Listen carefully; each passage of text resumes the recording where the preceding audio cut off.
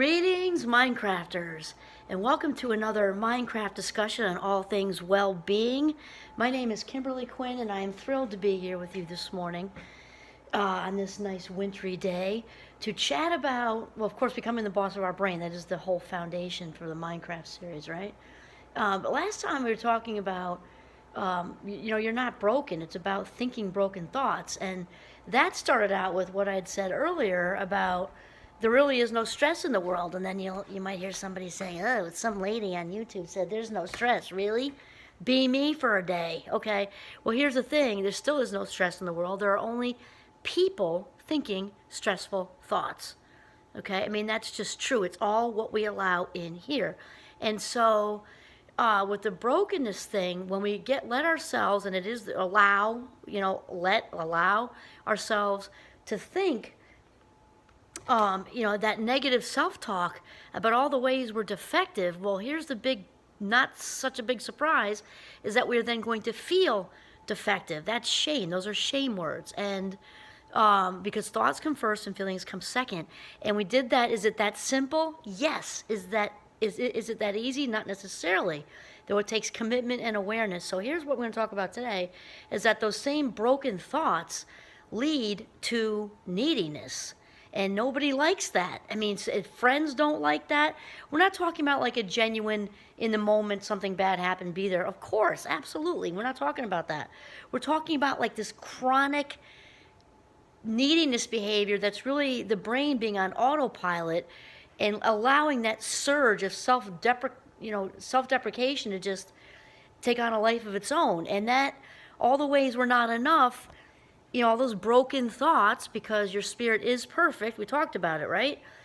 We are spiritual beings having a human experience, and you're not going to arrive at any kind of authentic place until there's an understanding of that, no matter what you call it.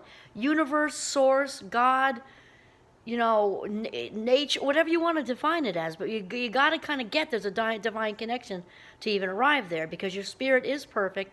And then the humanness stuff comes in, because this is how we learn to grow, right? It's how it works. So here's the thing. Broken thinking leads to needy behavior, which no one likes. And so the neediness is coming from that place of not having self-value. You have the value. I got to restate that. You have the value. It's because everything you need is right. Everything you need is right in here. It's a sort of temporary situation where you're not able to see your own value. It's there. It's definitely there.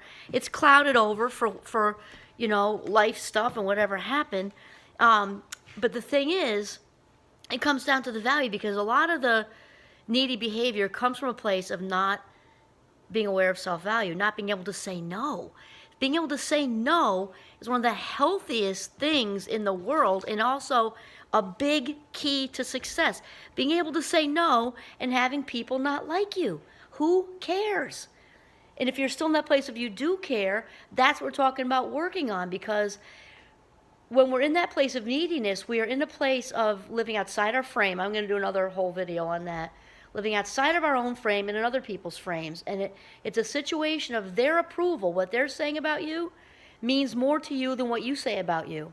And that is a definite something to work on, because really all of our success in life, however you define success, happiness, okay? And if it's for you, it's monetary success, it's a family, partner, living in a wonderful, nice, comfortable place, travel, whatever it is, all of that stems from self-value, because we teach people how to treat us. So if we're allowing broken thoughts into our head, we are then going to land ourselves in a place of very needy behavior. And of course, the other way to say that is, codependent behavior, because that's what it is. That's when we get into all the people-pleasing, because we don't feel enough on our own. Like for me in this living room, breathing oxygen, that isn't enough. I got to be doing stuff for people, or I have to be, running myself in the ground, people pleasing and rescuing. And, oh, now don't I feel good about myself? And it doesn't mean don't do good things for people. Of course it does. However, if it's a source of your own self-esteem, this is not healthy.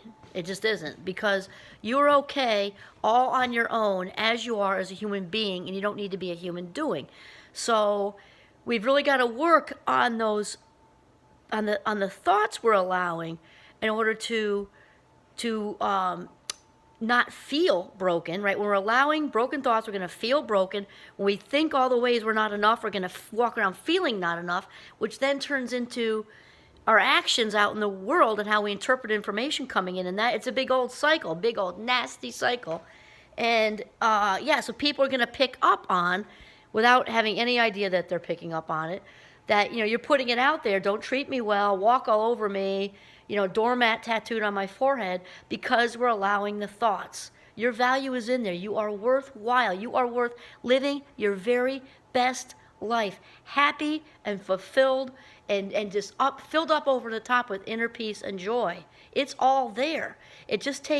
Sometimes it takes a little bit of an archaeological dig, because life happens and it just gets clouded over, or like blanket thrown on or something like that, and you gotta rip it off. So it also takes commitment, because we can't do what we don't know.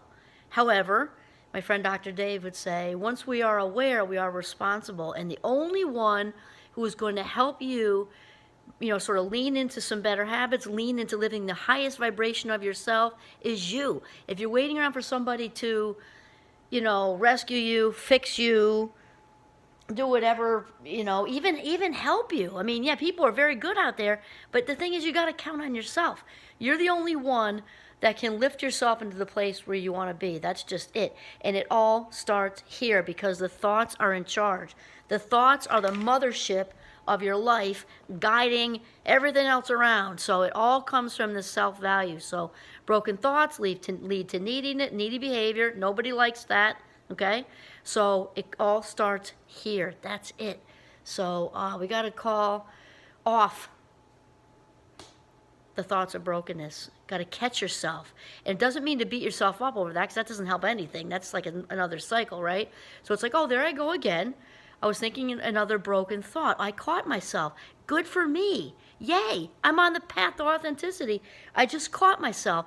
And be easy on yourself with this, because realize whatever length of time you've been allowing that's a lot of undoing we have to do. So praise yourself for the little steps along the way. And just like anything, whenever we practice, we get better at. So praise yourself wow, I caught myself. And even I said a positive affirmation to myself. Be patient and kind, and wrap around yourself like a burrito while you're on this trek to authenticity, okay? And that's it. This is Kimberly Quinn signing off from Northern Vermont. Have a mindful day.